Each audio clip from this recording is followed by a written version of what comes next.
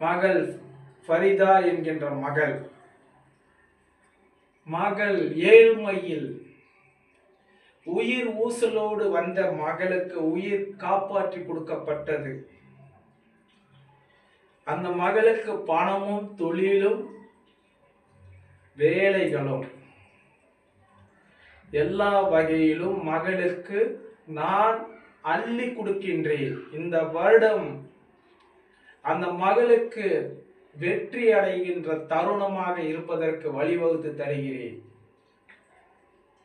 மகளுடைய பிள்ளைகள் படிப்பு பாதியிலேயே போய்விடும் என்கின்ற சரித்திரம் இருக்கிறது. அந்த படிப்பை தொடர்வதற்கு அந்த மகளுக்காக கொடுக்கின்ற வரம், அந்த மகளுக்கு உழைப்பை பெருக செய்து பணத்தை மகளுக்கு கொடுக்கின்ற தருணமாக கொடுக்கின்றேன். நல்லது நடக்கும்.